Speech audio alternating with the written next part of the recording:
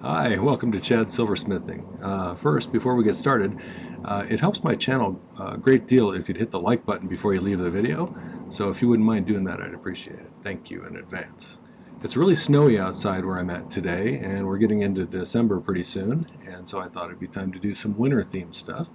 And I've done a pair of snowflake earrings before, and today I'm going to do something similar but a little bit bigger with more detail as a pendant. And I'm going to use a Blue Topaz that's about a 7mm. So I think it'll be pretty. We'll see how it works. Before we get started though, I wanted to thank some people, my YouTube subscribers. We passed 7,300, which is awesome, and I really appreciate all of your support and the kind words you put in the comment section. I also wanted to thank my patrons over on Patreon. Got a group of about a little over 60 now, and it's a really nice community where a lot of people share ideas. I really have enjoyed getting to know them and sharing techniques and stuff. It's a nice place, so thank you guys. I really appreciate all of that, as well as your financial support. Last thing to mention is if you're viewing this right after it was released, we're in the midst of a Black Friday sale that goes through midnight on Cyber Monday. What that means for you is you get 15% off of any jewelry pieces on my website. So I'll put a link up here for you, and you should check that out. It doesn't apply the discount until you get into the cart and start to check out. Then it'll tell you how much the discount is. So, all right, let's get started on this.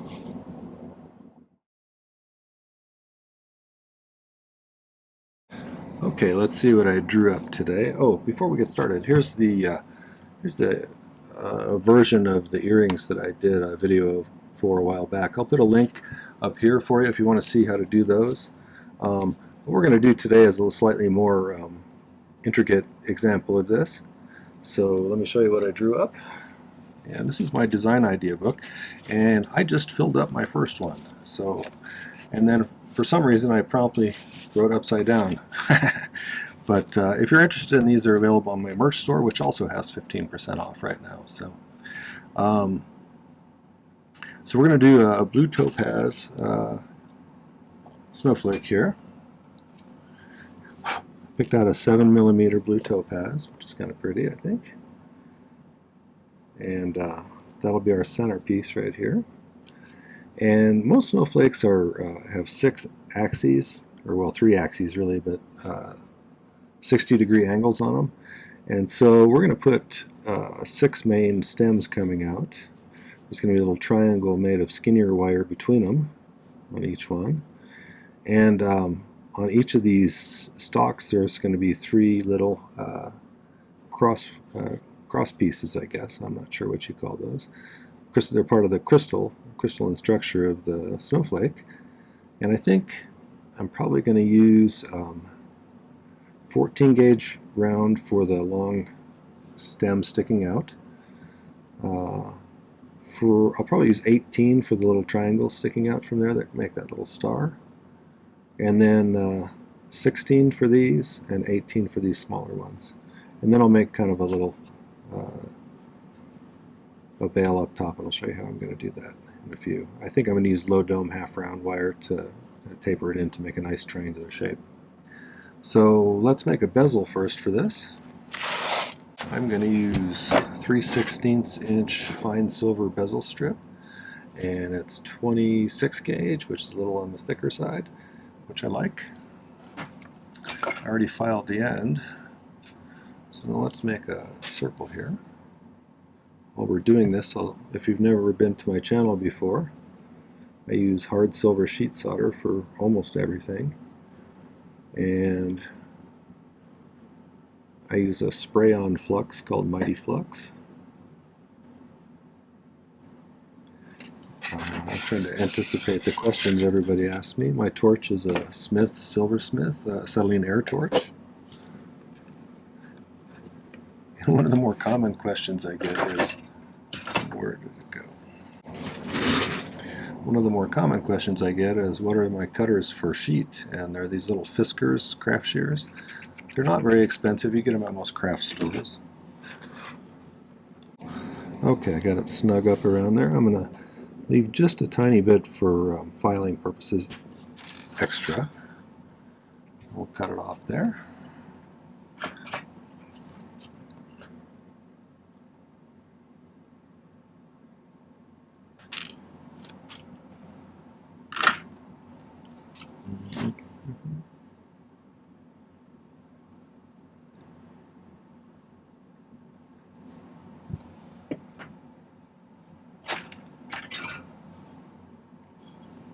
file this second end flat.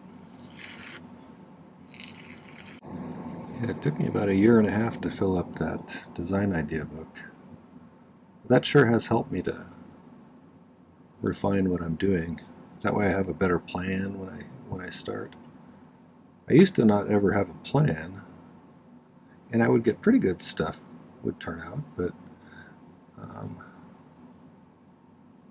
I think I do a better job with stuff when I'm not just going all artisty into something without any kind of a outline for myself. Okay, got it all lined up. I'm going to find my solder.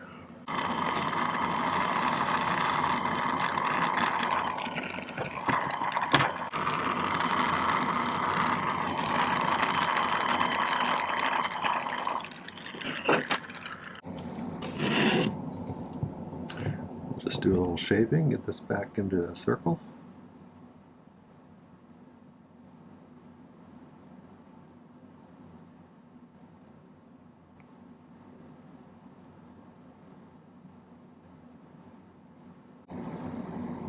You can shape these however you want. This is just the way I've always done it. Nothing wrong with whatever method you use. Use a jump ring mandrel or whatever. Let's see how it is in size there. Looks pretty good.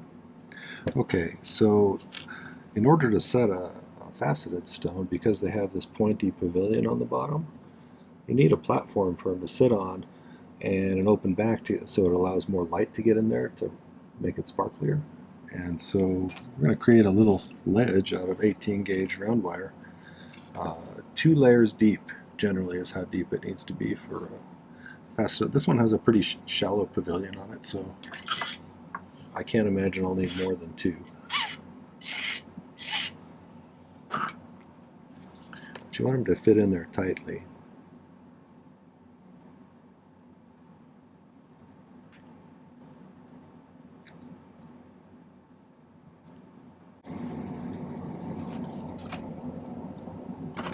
I've gotten some really nice comments lately, people telling me that they've gotten a lot out of what I'm putting up here. That's really, really gratifying to hear that kind of stuff. I really appreciate when you tell me that you're getting something out of this, because that's really what I want. Is I want you to be able to do what I can do here. So if you're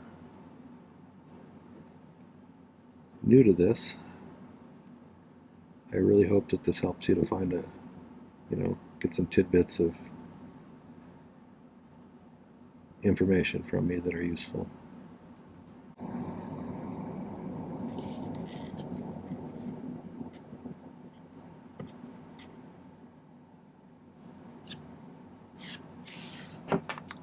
So there's one that fits in there pretty well. I'm going to do one more. Let's see if I can get it off this little piece of scrap here. Actually, most of the pieces of wire I'm getting out, I'm using for this piece, I've pulled out of the scrap bin.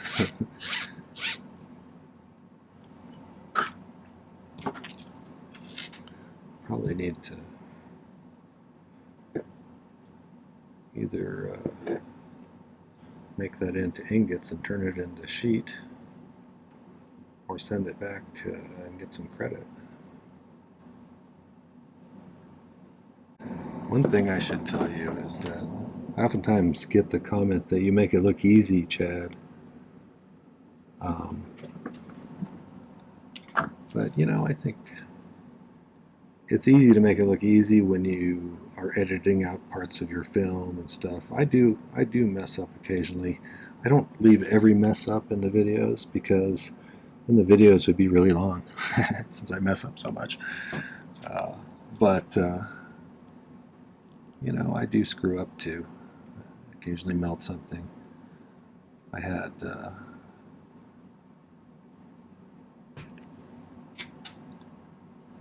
not this past one, but the previous one I published was a backup video, because I had a catastrophic failure of the piece I was making a video about for last Tuesday. and it was late and my back hurt, and I was like, I don't think I'm going to finish. I'm not going to try and redo this one and be done at midnight or something. So, just so you know, don't get too discouraged if you mess something up once in a while. Usually that's when you learn the most.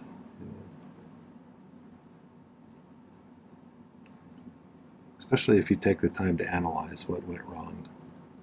You know, it's easy to get really upset and frustrated, but if you just kind of stop and analyze, say, how can I prevent this from happening again? What happened and why did it go south on me? And that sometimes will really help you to grow. So this one I cut a little bit short, so I'm going to put that one on top because it won't be visible from the bottom. Just put this one underneath it, just push them in. You want to make sure they're sitting pretty flat too. You don't want to have a wavy platform for your stone to sit on. What would people say?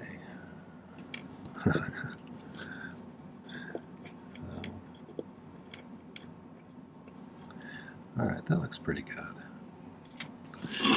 So what I'm going to do to solder these in is I'm just going to make a little circle out of solder here. These are the ones I cut earlier. Move some of that out of the way.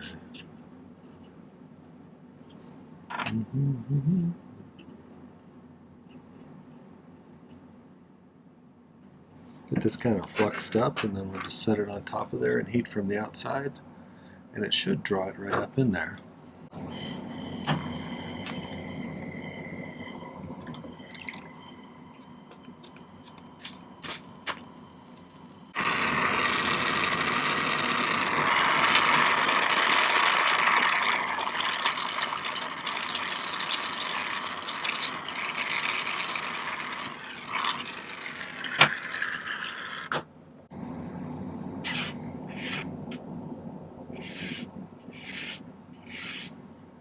Just going to file this bottom flat. Looks pretty good.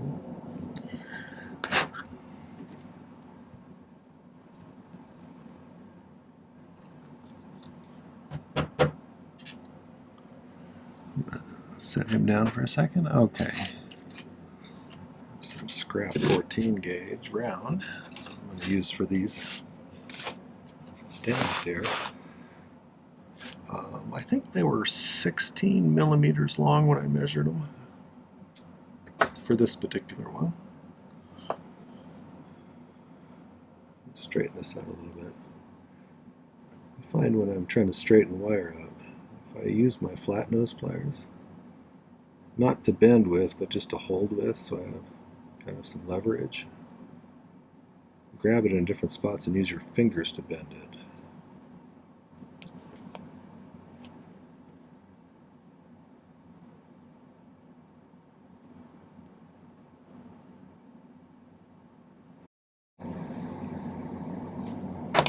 This little end has got a sharp tweak in it that I'm just going to snip off. One way you can tell if you're pretty good on your roundness is how well does it roll. You can also see where the bends are when you do that. See, it's got kind of a wobble up here and a wobble up here.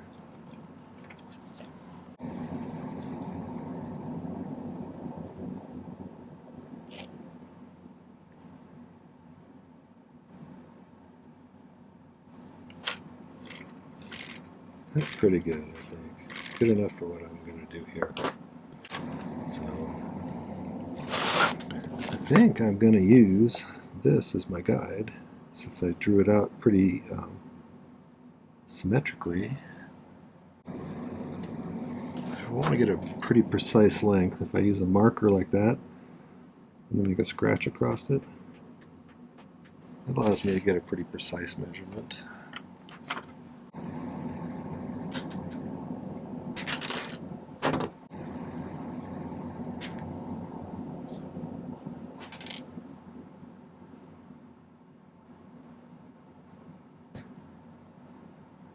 I think this piece of scrap is just long enough to get 6 of them off of. Looks like. If not, it's real close. Well, that was a lucky happenstance. I'm still going to cut one more, just because, knowing me, I'll mess one up. And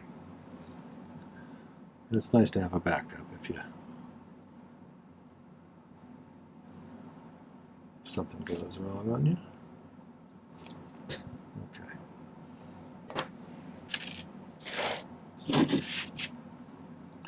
All right. I'm going to give these just a short, sweet file on each end.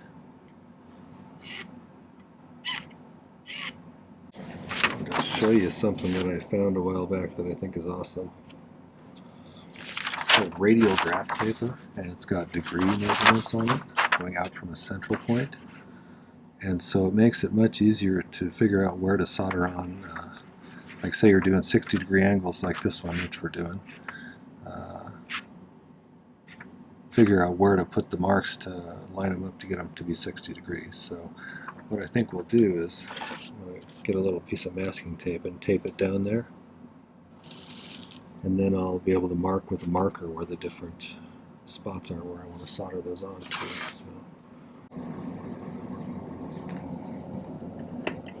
So let's start here. It's going to be 30, 60. 30, 60. 30, 60. 30, 60.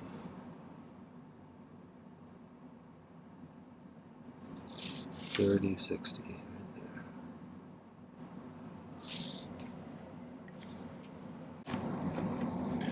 I may have to do a little bit of adjusting of these. Let's see. Almost certainly I'm going to spray them out of position when I put some flux on here. That's what I always do.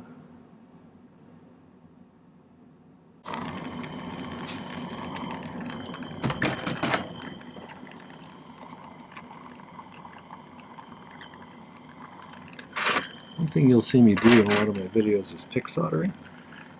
It's one of the things that made me quite a bit better at doing this, so if you're interested in learning how to do that, I have a video up here. Check it out, it's worth viewing, I think. Okay, so you can just pick it up like that. Heat things to the soldering point.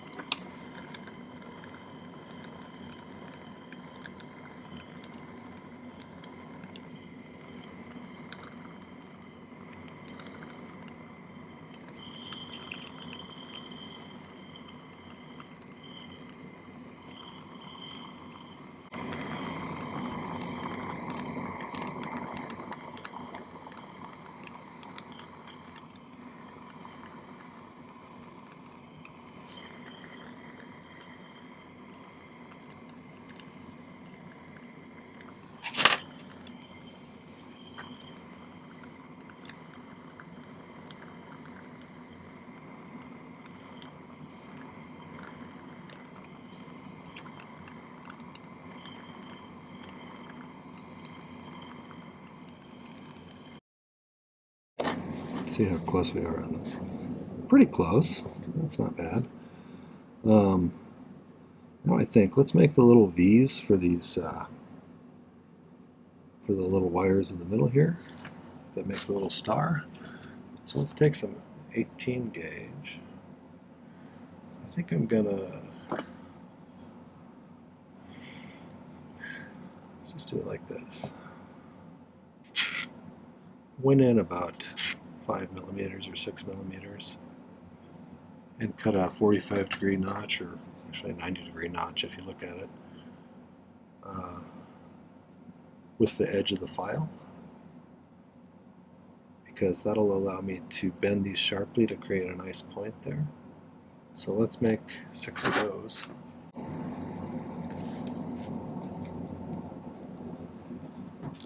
Oop. Almost lost that one.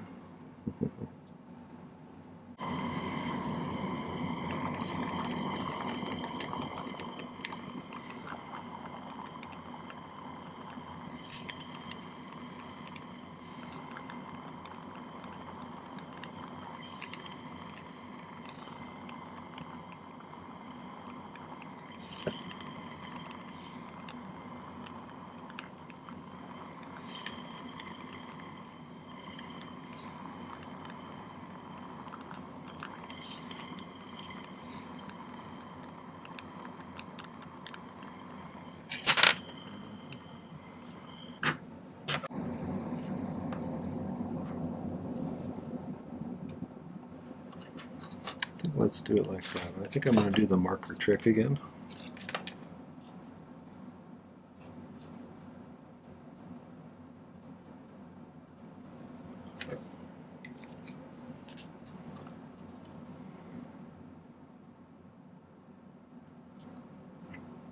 Not like that. I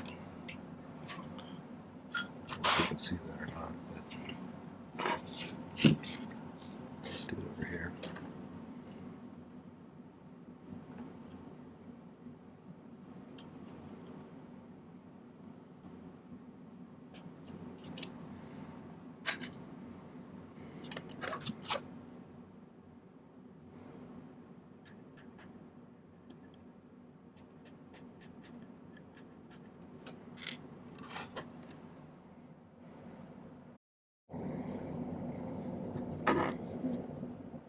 I'll just cut the angle if I can see it well enough.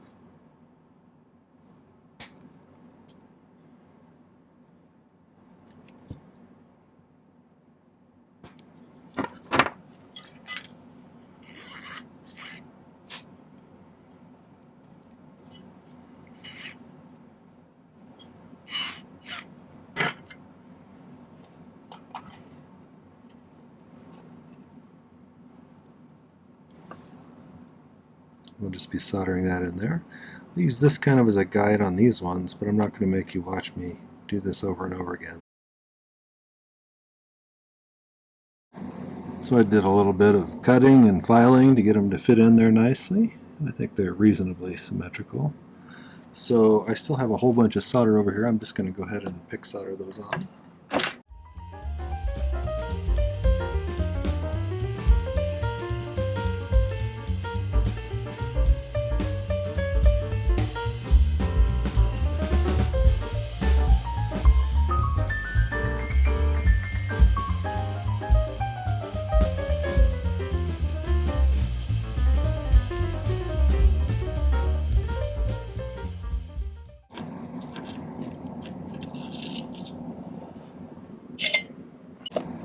Okay, it's starting to come along. Now, I need, let's see, 1, 2 for each stem, so that's 12 of the 18 gauge ones, and then 6 of the 16 gauge ones that cross this thing. And so I got some more pieces of scrap over here. I hope I have enough 16 gauge.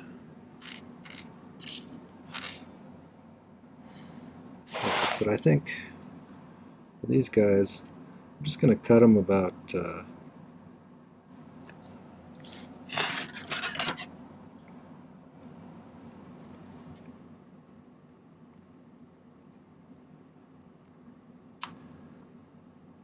going to cut them like 7 millimeters and see how that goes. It's going to be draped over it like this. So I think they need to be a little bit longer. And they're going to be actually coming from the back pointing this way, so let's cut them like 10 centimeters, or 10 millimeters I should say. See how that looks. I think that's better, and then we can cut them off to the length we want after they're all soldered on. Okay, so I'm going to get 12 of those cut, and then I'll be right back, as well as I'm going to cut the 16 gauge ones that are going to be a little bit bigger on this one too. So, all right, I'll be right back. I had a video malfunction, and I wanted to apologize to you first because I thought I was recording this, but what I did was I used the magnesia block here, and I pushed the bezel in after I soldered on these triangles like that,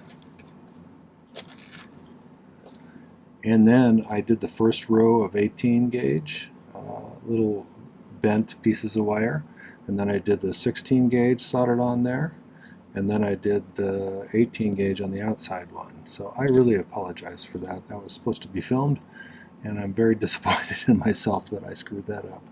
So, but that's how I did it. My next step is going to be adding a jump ring to the top of one of these. And oh, and by the way I did it was I had a bunch of little pieces of solder here. I got everything in place for the first row, heated it up, picked it, heated up, picked it, heated up, picked it, you know, and just added those pieces like that gradually. So I'm really sorry about that. But it did come out pretty close to what I was shooting for. And so now I have to make a little jump ring here, and I'm going to use a piece of low dome half round to make my bail. And to do that, I'm going to cut it from here, from the middle point on either side, kind of down to a point on either end. And I think I'm going to use my jeweler's saw to do that. So.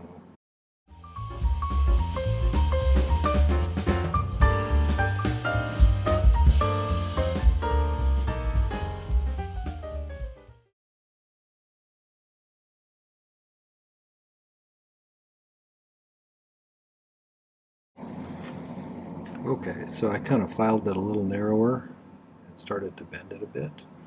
And I'm going to use my bail making pliers here. And it's pretty thick still, so I may need to use some leverage.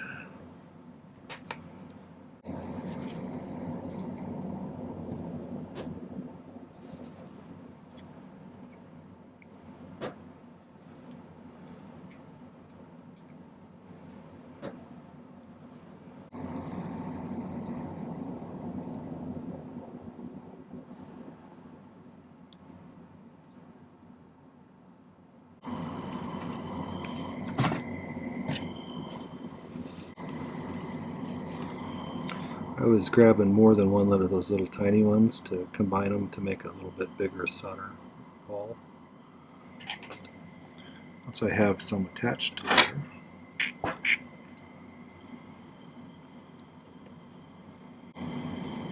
should be able to just put it up there.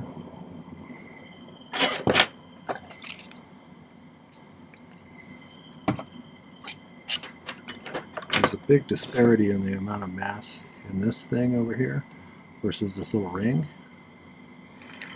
So I need to put most of the heat over here because it's going to take longer for this piece to get up to temperature. And once that starts to feel hot, then it'll start moving over here too.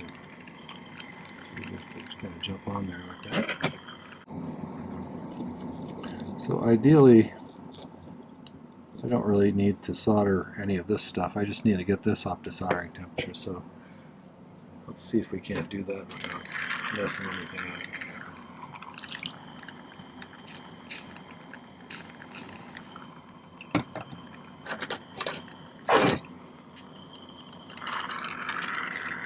Like not double checking to make sure your camera's on. I'm still mad about that. Oh, I'm sorry, I did it really well too.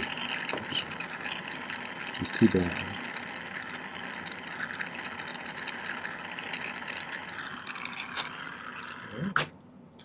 So I'm going to let that pickle. I may flatten this out a little bit so it lays flatter.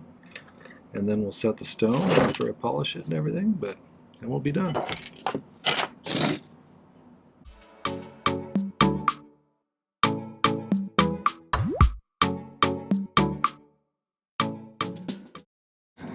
So I got everything pretty much polished up. I filed this down to about the correct level. We'll see how close I am. I can always adjust it a little bit.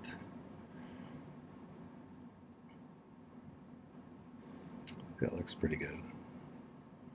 So to start with, I'm going to try and get this to not move too much. I'm going to try to get the stone to not move very much when I'm doing this. I'm just going to kind of push straight in to start. Most people use a bezel pusher to do what I'm doing here.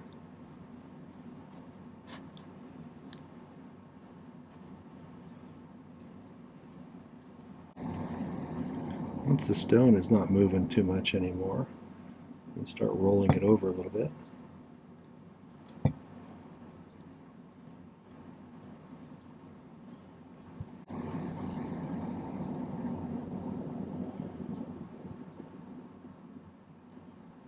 Okay, now I'm going to use the rounded outer part to burnish a little bit.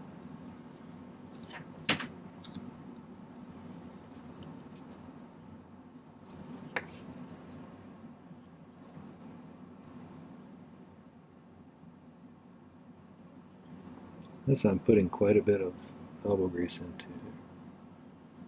Really try and get that to lay down nicely on there.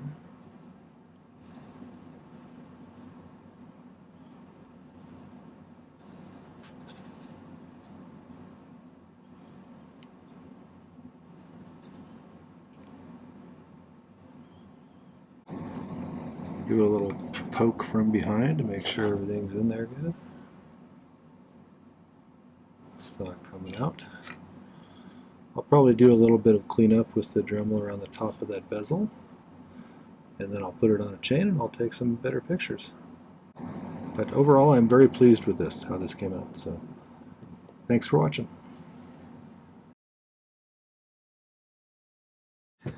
Alright, well, thanks for watching my video. I hope you enjoyed it. If you did, make sure to hit the like button before you leave. And check out some other videos on my channel. I have over 250 videos now. I started doing this a couple of years ago, and I made it a point to film 3 videos and put them out per week. And so I've built up quite a bit of content. And from what people tell me, they're pretty useful. So you might check them out and then subscribe to my channel. I'd love to have you as a subscriber. Additionally, don't forget that there's a Black Friday sale on my website. You can find a link to that in the description, as well as some other relevant links. The sale is 15% off anything there, and there's no limit on items, so get over there and buy yourself some jewelry. You deserve it. Or it's a great place to shop for presents for a loved one. All right, well, thanks for watching. Happy silversmithing. Take care.